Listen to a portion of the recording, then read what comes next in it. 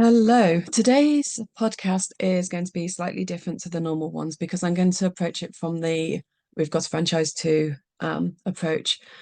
And something I want you to consider is a family have decided to find a tutor for their own child, themselves, or a family member. And they've never done it before. And as a consequence, they're quite concerned about what do they ask? What should they be looking for? This is completely unknown territory. Where do I begin?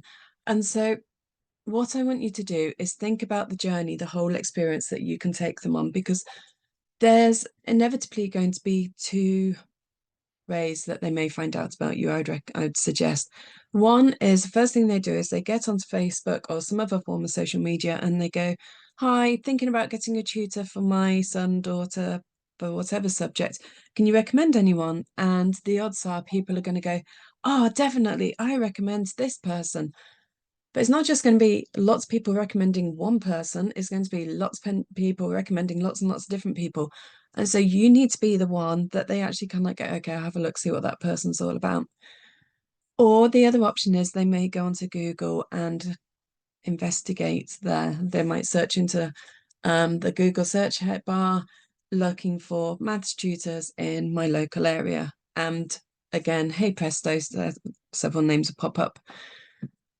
If they decide that yours is the one that they're going to click on and there's ways and means of helping this happen, they are starting a journey with you. And it's a journey that initially you may not even know that you're going on, because when they first start stalking you, you may be completely oblivious to this. So you need to be sure that when they first click onto your profile, your website, your Facebook page, or whatever it is, that they are not going to be met with an egocentric sort of message. So, for example, I don't think you can see this, but let me read you this. No word of this is a lie, but again, it's probably not. But the goal is that it's typical, but not particularly effective. So they can click on your page and they read, "Hi, I'm Dawn, and I tutor both maths and English. I've been tutoring for over 12 years now, but have additional 12 years of experience working in childcare and education prior to that. I also have a degree in childcare and education from the Open University. I'm a mum to three adult children and do both lessons both online and in the child's home. I'm available Monday to Sunday, but having said that, my remaining slots are limited. For prices and more information, do get in touch." And then a call to action with a button saying, "Click here to get in touch." Yes, I've mentioned everything they may need to know. I've mentioned my experience, I mentioned what I tutor, I mention actually, I didn't mention the age group that I tutor, but in a nutshell, at first glance, that is what most people provide. Okay. But what there is telling me how, or telling them how I can help them. What there is making me any different to anyone else. Why would they click here and find out more? Why would they? Why would they? There needs to be more to it than that. So what I would normally do is suggest that you look at this from two starting points. I would like you to think, okay, what would the best tutor in the world do? Okay, what would the best tutor in the world do? And the other thing I want you to think about is if I was looking for a tutor for myself or my child or my family member, what would I expect? Because now you're considering it from their perspective. As a tutor, what would I want? What would I expect them to do? Would I want a first lesson free? Would I want them to come to my home? Would I want to go to their home because it's not convenient for them to come here because I've got a dozen kids, 1,000 dogs, and chickens are running all over the place? What is it that I would want from a tutor? So, and what would the best tutor in the world provide? Okay.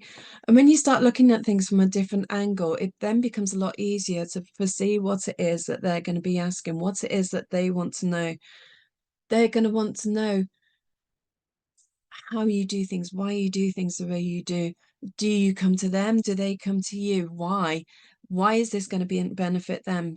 When I'm not saying that we do it 100% right, but over the years we've had a lot of practice in doing this. But what we always do is we explain how through what we've learned, we understand that um, children learn using this approach. Children learn when they're relaxed, they learn when they're in an environment where they feel confident, they learn when the resources available to them are varied. So rather than just a one style suits all, it needs to be tailored to their niche. And we'll talk about this for a few minutes.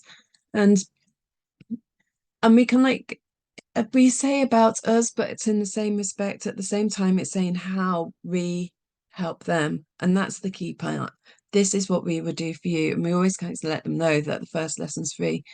And so they do then potentially decide that, okay, we'll get in touch, we'll find out more. And that then is when you are aware of the journey that you are going on with them. So from this moment on, you now need to keep thinking about the journey that you're taking them on.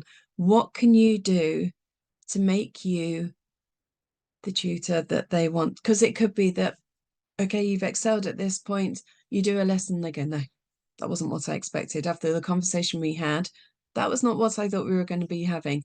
So you need to carry it through. And it's often the little details which are the most important. It's often the things which seem so insignificant, which are actually the things that make the biggest difference. They don't need to be expensive things. It can literally be an email the morning of the lesson saying, hey, looking forward to meeting you later. Just checking that you're still expecting me at 4:30. I've prepared this, but if you would like anything different, please do let me know. And providing I've got time before I head off, I'll make sure that I bring whatever it is you need. Okay, simple. Didn't cost a thing, apart from a couple of minutes of your time to send it out. But the parent has been reminded that you're coming. They know the time you're coming. They can be organized, or maybe it's an online call. They now have the link for them to easily click. And I would send the new link week by week rather than just doing it on the first lesson and going, right, now it's up to you to find it each week. It's the same as it was last week. Again, it's the little details. It takes you 2 minutes to do it, but it saves them 10, 15 minutes of scrolling time trying to find that old email, the one which was vital with the link in, which now I can't find. So we're going to be logging on late. And this is just becoming really stressful. And now I'm snapping at my child because I'm stressed because I can't find the email link and we're supposed to have clicked on by now. And you get the gist. So it's the little things. Like I say, it doesn't need to be expensive things. It's just the little things that make the big differences. So have a think. What is it that you can do that will make the best tutors in the world, make you appear to be the best tutor in the world? Okay, I hope that's been helpful.